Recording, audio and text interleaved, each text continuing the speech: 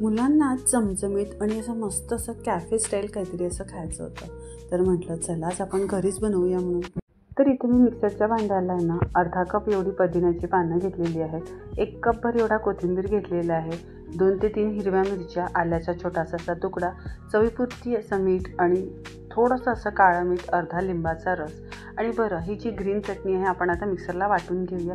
पण यामध्ये पाणी ॲड न करता आपण इथे आईस क्यूब जे आहेत 4 ते 5 असे घेतलेले आहेत, म्हणजे चटणीला छान असताना मस्त डार्क असा ग्रीन कलर येत असतो. त्यानंतर इथे मी आता घेतलेले आहेत काही असे व्हेजिटेबल्स, सगळे व्हेजिटेबल्स जे छान असे बारीक बारीक असे चॉप्ड असे आपल्याला करून घ्यायचे छानपैकी. ज्यामध्ये मी घेतलेलं आहे कॉर्न, काकडी, गाजर, टोमॅटो, कांदा, शिमला मिरची, पत्ताकोबी आणि पनीर.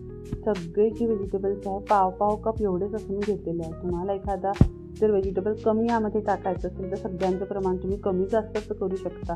एखादी भाजी यामधली जर नसेल, एखादा जिन्नस तुमच्याकडे यामधला नसेल आहे तर तो स्किप देखील करू शकता यामध्ये तुम्ही. आणि याच्याऐवजी जर तुम्हाला यामध्ये जर बीटरूट ॲड करायचा असेल आहे तर तो देखील छानसा बारीक चिरून घ्यायचा आणि आपण यामध्ये ॲड करू शकतो तो देखील. त्यानंतर आपण यामध्ये आता टाकून घेऊया 3 टेबलस्पून एवढा तंदुरी मेयो. बरं, आता तंदुरी मेयो ना मस्ट आहे याच्यामध्ये, म्हणजे की हा स्किप करू नका, कारण की म्हणजे हा एक म्हणता येईल हिरो इन्ग्रेडियंट आहे ह्या डिशचा म्हणून. आणि 1 ते 1.5 टेबलस्पून इथे मी घेतलेला आहे पिझ्झा सॉस. मग इथे आपण ॲड करून घेऊया 1/2 टीस्पून मिरेपूड, 1 टीस्पून इथे आपण चाट मसाला ॲड करतो आहे.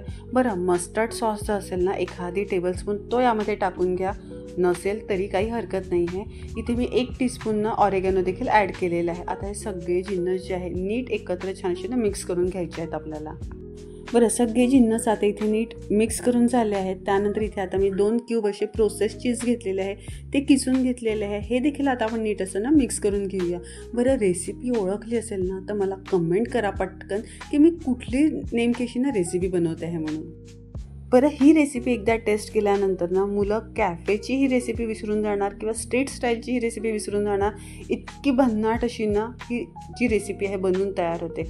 आता हे जे आहे आपलं जे फिलिंग जे आहेत ना रेडी करून झालेलं आहे. आता एका साईडला घेतलेले आहेत मी व्हाईट सँडविच ब्रेड जी असते ना ती घेतलेली आहे. जर तुम्हाला आटा ब्रेड म्हणजेच की ब्राऊन ब्रेडचं इथे तुम्हाला यूज करायची असेल ना तर ती देखील तुम्ही इथे यूज करू शकता. त्यानंतर आपल्याला छान असं ना बटर सगळीकडे नीट असं ना पसरून घ्यायचं आहे. बरं, यामध्ये ना ह्या साईडला असं नीट असं बटर जे आहे नीट असं पसरवून घेतलं ना की मग जी ग्रीन चटणी आहे ना ती आतवरपर्यंत अशी जात नाही, म्हणजे असं सँडविच जे आहे ना असं सॉगी असं बनवून तयार होत नाही. म्हणून बटर जे आहे दोन्ही साईडला छान असं भरपूर लावून घ्यायचं. ग्रीन चटणी देखील जी आहे ती दोन्ही ब्रेडला छान अशी ना पसरवून घ्यायची. आणि त्यानंतर हे जे फिलिंग आहे आपण इक्वली सगळीकडे छान असं ना स्प्रेड करून घेऊया. बरं, आता तुम्ही रेसिपी तर आता ओळखलीच आहे म्हणा. आपण बनवतो आहे मस्तपैकी असे सँडविचेस. आता फिलिंग इक्वली स्प्रेड करून झालं की दुसरी ब्रेड आपण यावरती ठेवून घेऊया आणि वरून याला पुन्हा असं छान असं बटर लावून घेऊया. एकीकडे मी पॅन जो आहे गरम करायला ठेवलेलाच आहे. बरं, तुम्हाला हवं तर तुम्ही सँडविच मेकरमध्ये म्हणा किंवा जो ग्रिलिंग पॅन येतो त्यावरती देखील तुम्ही ह्याचे सँडविचेस आहे बनवू शकता. मी पॅनवरती थोडंसं असं बटर लावून घेतलेलं आहे आणि दोन्ही बाजूंनी मस्त छानसं आपण खरपूस असे जे सँडविचेस आहे भाजून घेऊया छानपैकी. सांगितलेल्या प्रमाणामध्ये जवळपास 8 ते 10 सँडविचेस इथे बनवून तयार होतात. आणि खरं सांगते कॅफेला काय सँडविचेस मिळतील, इतके भारी सँडविचेस बनवून तयार होतात. वरून मस्त खरपूस आणि आतून छान असे मस्त भरपूर असे फिलिंग असलेले हे सँडविचेस. सोबतीला सॉस वगैरेची देखील काही एक गरज नाही. आणि एक सांगितलं आहे की 100% ह्या प्रमाणामध्ये ही रेसिपी ट्राय करून बघा. खूप मस्त हे सँडविचेस जे आहेत ना बनवून तयार होतात.